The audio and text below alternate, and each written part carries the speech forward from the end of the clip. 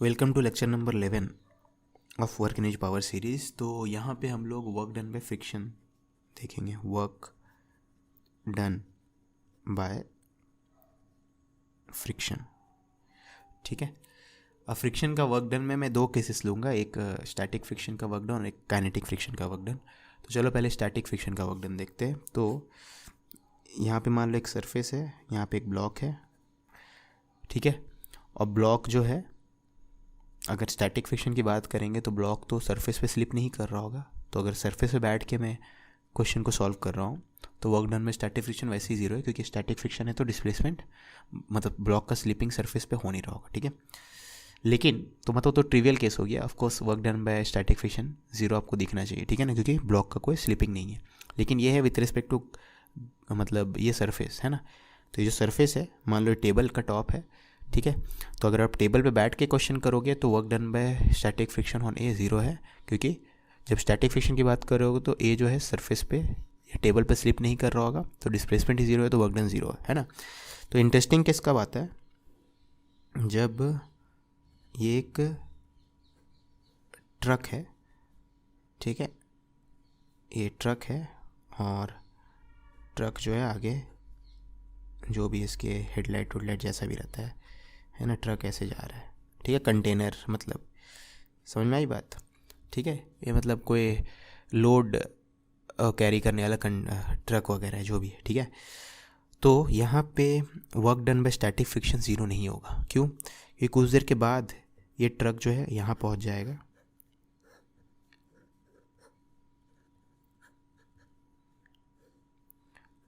Truck जो है यहाँ पहुँच गया तो ए का डिस्प्लेसमेंट आप देखोगे तो इतना है, ठीक है। ए का डिस्प्लेसमेंट यहाँ से यहाँ पहुँच गया है ना, ऐसे आगे की तरफ, ठीक है। ओके, अब यहाँ पे ए के ऊपर जो फ्रिक्शन फोर्स लग रहा है स्टैटिक फ्रिक्शन, वो तो पीछे लग रहा होगा कि आगे लग रहा होगा।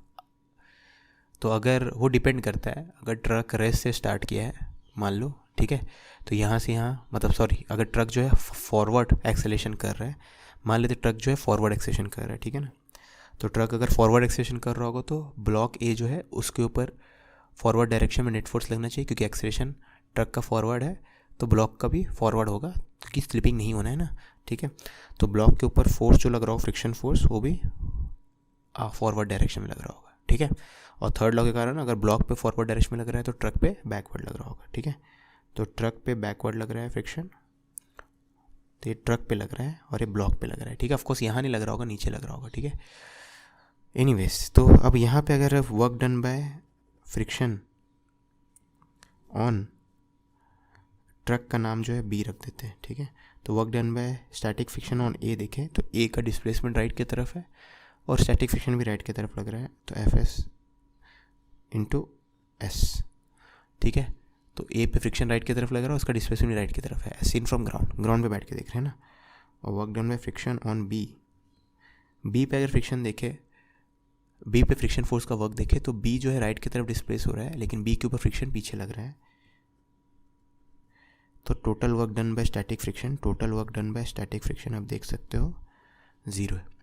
तो total work done by static friction zero आ रहा है, ठीक है ना। Total work done by static friction क्या आ रहा है? ज़ीरो आ रहा है। जो ट्रिवियल केस था वहाँ तो ज़ीरो होगा ही।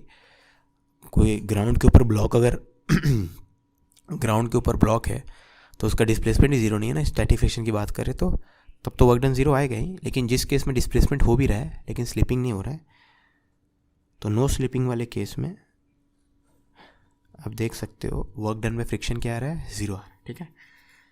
अब स्लिपिंग वाला केस की बात कर लेते हैं, मतलब काइनेटिक फ्रिक्शन का वर्क डन देख लेते हैं, है ना। तो उसके लिए पहले सिंपल केस लेते हैं। मान लो ये ग्राउंड है, उसके ऊपर ये ब्लॉक है जो कि इस तरफ मूव कर रहा है, ठीक है। ब्लॉक इस तरफ मूव कर रहा है तो ऑफकोर्स ग्राउंड जो है ब्लॉक पे फ्रिक्शन पीछे लगाएगा, ब्लॉक पे फ्रिक्शन पीछे लग रहा होगा, ठीक है। तो डिस्प्लेसमेंट आगे है, तो ब्लॉक का डिस्प्लेसमेंट आगे है, फ्रिक्शन पीछे लग रहा है, तो work done by kinetic friction on block. तो ब्लॉक पे काइनेटिक फ्रिक्शन कितना वर्क किया? नेगेटिव किया, माइनस एफ के एस, है ना, दोनों अपोजिट डायरेक्शन में ना, तो इसका मैग्नीट्यूड cos 180, ठीक है। और वर्क डन बाय एफ के ऑन ग्राउंड तो 0 हो जाएगा, क्यों? क्योंकि ग्राउंड का कोई डिस्प्लेसमेंट नहीं है, ठीक है। तो total work done by kinetic friction आपको नेगेटिव मिल रहा है ना इस केस में। अब वो वाला केस ले लेते हैं कि दोनों ही मूव कर रहे हैं, ये भी मूव कर रहा है, ये भी मूव कर रहा है, वही ट्रक वाला ही केस ले लेते हैं, ठीक है। तो ट्रक वाला केस ले लेते हैं, जस्ट कि ब्लॉक जो है स्लिप कर रहा है पीछे, ठीक है। यहाँ मैं आपको 2 ही केस दिखाया था यहाँ पे, ये ब्लॉक ये है, ये ब्लॉक भी है, ठीक है।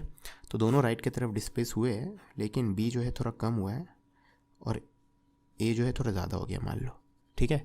या ए ज़्यादा हो गया, बी कम हो गया, कुछ भी मान लो आप। तो मान लो ए ज़्यादा हो गया, पहले ए यहाँ पे था ना, थोड़ा बीच में लग रहा है, बी के एकदम बीचों बीच है, अब राइट के थोड़ा राइट हैंड में पहुँच गया, ठीक है। अब अगर ऐसा सिचुएशन है तो तो अगर मैं बात करूँ बी का डिस्प्लेसमेंट का, तो ये है डिस्प्लेसमेंट ऑफ बी, ठीक है। ए का डिस्प्लेसमेंट कितना होगा? बी से थोड़ा ज़्यादा होगा, तो डिस्प्लेसमेंट ऑफ ए देखें अगर, तो डिस्प्लेसमेंट ऑफ ए जो होगा वो डिस्प्लेसमेंट ऑफ बी प्लस कुछ एक्स्ट्रा होगा, उसको बोलेंगे displacement of A with respect to B, ठीक है। सब सेम डायरेक्शन में इस केस में, है ना। तो बी राइट की तरफ डिस्प्लेस हुआ है, ए का डिस्प्लेसमेंट ग्राउंड के रिस्पेक्ट में, बी का डिस्प्लेसमेंट जो है सब चीज़ ग्राउंड के रिस्पेक्ट में देख रहे हैं। तो बी यहाँ से यहाँ पहुँच गया, तो बी का डिस्प्लेसमेंट इतना है। ए का ये लेफ्ट हैंड से लेफ्ट हैंड के बीच में देखेंगे तो इतना डिस्प्लेसमेंट है ना, राइट हैंड भी देख सकते हैं, ए का फ़र्क नहीं पड़ेगा, ठीक है। तो ए का डिस्प्लेसमेंट हो जाएगा, बी का डिस्प्लेसमेंट जितना है प्लस ए ने बी के रिस्पेक्ट में जितना डिस्प्लेस हुआ, ठीक है। तो यहाँ पे सब सेम डायरेक्शन में, तो ऐसे कर लिए। अब जनरल केस लेंगे तो यहाँ displacement of A with respect to ground, B with respect to ground plus A with respect to B, सबके ऊपर वेक्टर साइन दे देना, ठीक है। ये 1 डायमेंशन है, इसलिए वेक्टर साइन देने की ज़रूरत नहीं है ना। अब work done by static friction, kinetic friction देखते हैं। अब यहाँ पे आपको देख के क्या लग रहा है, ए बी के ऊपर राइट की तरफ स्लिप किया है, तो बी के रिस्पेक्ट में ए राइट की तरफ मूव कर रहा है, तो बी ए पे फ्रिक्शन लेफ्ट की तरफ लगा रहा हो, ठीक है। तो फ्रिक्शन ए पे काइनेटिक फ्रिक्शन लेफ्ट की तरफ लग रहा है और बी पे काइनेटिक फ्रिक्शन राइट की तरफ लग रहा है, ठीक है ना। फ्रिक्शन का डायरेक्शन देखने के लिए मत देखना किस तरफ मूव कर रहा है, किस तरफ स्लिप कर रहा है वो देखो। तो बी पे बैठ जाओ तो ए आपको राइट की तरफ स्लिप होते दिखे, देखो ना, बी के रिस्पेक्ट में ए आगे बढ़ा है ना, ठीक है। बी के ऊपर ए आगे स्लाइड किया है, तो बी ए पे फ्रिक्शन पीछे लगाएगा, काइनेटिक फ्रिक्शन, ठीक है। और थर्ड लॉ के कारण ए बी पे आगे लगाएगा। तो work done by kinetic friction on A आप देखोगे तो ये हो जाएगा, ए पे फ्रिक्शन पीछे लग रहा है और उसका डिस्प्लेसमेंट आगे है। और work done by kinetic friction on B देखोगे, ठीक है, तो एफ के एस बी, तो बी के ऊपर फ्रिक्शन राइट की तरफ लग रहा है, उसका डिस्प्लेसमेंट भी राइट की तरफ है ना। तो अगर आप इन दोनों को ऐड करोगे तो total work done by kinetic friction अगर देखोगे, इन दोनों को ऐड करोगे तो ये दोनों तो कैंसिल हो जाएगा, ठीक है। या ए आपको पता है, मैं एस ए क्यों लिख दिया, एस बी प्लस, ठीक है, डिस्प्लेसमेंट ऑफ ए कितना था, S B plus S A B, वही देखा, ये दोनों कैंसिल हो जाएंगे, तो क्या बचेगा, माइनस एफ के एस ए बी। और इस पर्टिकुलर सिचुएशन में एस ए बी तो displacement of A with respect to B right की तरफ है, ठीक है ना, मतलब ये पॉजिटिव ही आएगा, तो ये ओवरऑल चीज़ क्या है, नेगेटिव है ना। तो वर्क डन बाय एफ के इज़ ऑलवेज नेगेटिव। तो काइनेटिक फ्रिक्शन का work done is always negative, चाहे किसी भी रेफरेंस फ्रेम में बैठ के देखो, काइनेटिक फ्रिक्शन का work done is always negative. मैं और केसेस नहीं दिखा रहा हूँ, ठीक है, लेकिन आप जो इंटरेस्टेड है ट्राई करें, मिल जाएगा। और वैसे work done by static friction is always 0, ठीक है। Static friction work done is always 0, kinetic friction work done is always negative. तो हम लोगों ने देखा कि work done bye, total work done by static friction 0 होता है, total work done by kinetic friction is always negative, ठीक है ना।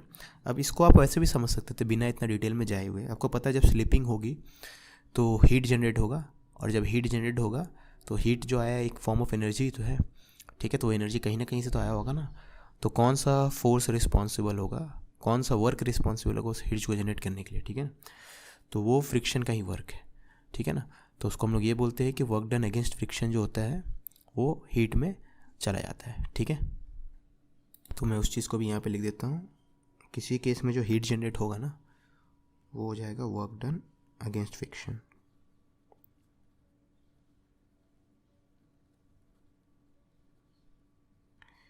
वर्क डन अगेंस्ट फ्रिक्शन को का वैल्यू जो होगा हीट के बराबर होगा, ठीक है। तो अब नेक्स्ट लेक्चर में हम लोग work done bye pseudo force देखेंगे। आप कुछ भूल रहे हो, ईमानदारी से बताना करना है नहीं करना, करना है तो करो ना भाई, क्यों नहीं कर रहे?